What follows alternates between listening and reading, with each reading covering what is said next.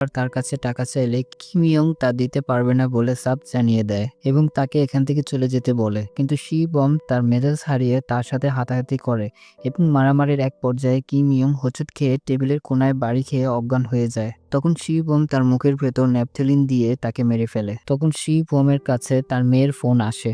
তার বাসায় ব্যাংক থেকে লোক এসেছে, সবকিছু নিয়ে যাবে। কারণ শিবম ব্যাংক থেকে লোন নিয়ে কিম ইয়ং এর কাছে দিয়েছিল।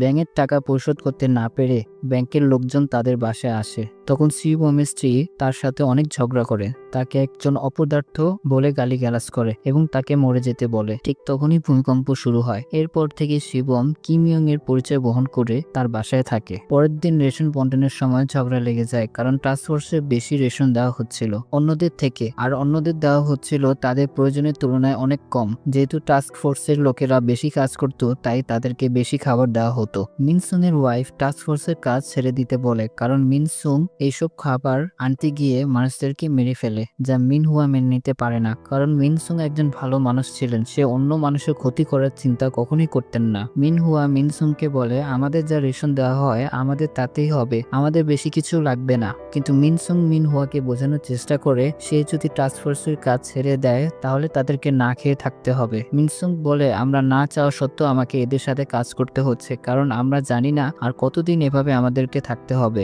পরিস্থিতির কারণে মিনসুক না চাওয়া সত্ত্বেও টাস্ক ফোর্সের সাথে কাজ করতে থাকে। একদিন মিনহুয়া হি ইয়ং এর সাথে কথা বলে। হি ইয়ং জানায় শিবম মানে লিডার তার ঘরে এসে তাকে শাসিয়ে যায়, কারণ সে তাকে চিনে ফেলেছে যে সে আসলে কিম ইয়ং নয়। হি ইয়ং কিম ইয়ং এর পাশের ফ্ল্যাটে থাকতো।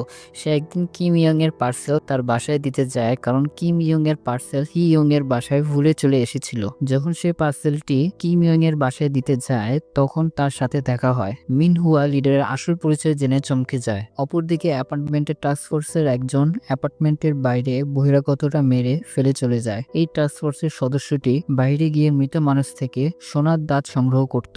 একা পেয়ে বহিরাগতরা তাকে মেরে অ্যাপার্টমেন্টের সামনে ফেলে রেখে চলে যায়। এটা দেখে লিডার বহিরাগতদের উপর অনেক রাগান্বিত হয়। লিডার আগে থেকেই জানতো কোন বাসায় বহিরাগতরা থাকতো, কারণ মিনহুয়া বেঁচে যাওয়া খাবার ওই ছোট মেয়েকে খাবার দিত, কিন্তু তখন সেই লিডার কিছু বলতো না। কিন্তু টাস্ক ফোর্সের একজন সদস্য মারা যাওয়ায় তিনি সেই ফ্ল্যাটের মালিকের কাছে যায় এবং সেখানে গিয়ে সার্চ করে, কিন্তু সেখানে বহিরাগতদের পায় না। কিন্তু শেষমেশ খাটের নিচে তাদেরকে পায়। তখন সেই লোককে টেনে হিচড়ে নিচে নিয়ে আসে। যখন মিনসুং লিডারকে জিজ্ঞেস করে এগুলা কি হচ্ছে, তখন লিডার বলে, তোমার ওয়াইফকে জিজ্ঞেস করো। তখন মিনসুক মিনহুয়াকে জিজ্ঞেস করে, তখন মিনহুয়া স্বীকার করে যে হ্যাঁ, সে খাবার বহিরাগতদের খেতে দিত। এটা জেনে মিনসুং ভয় পেয়ে যায়, কারণ মিনসুং ভয় পাচ্ছিল যে এই কারণে যদি লিডার তাদেরকে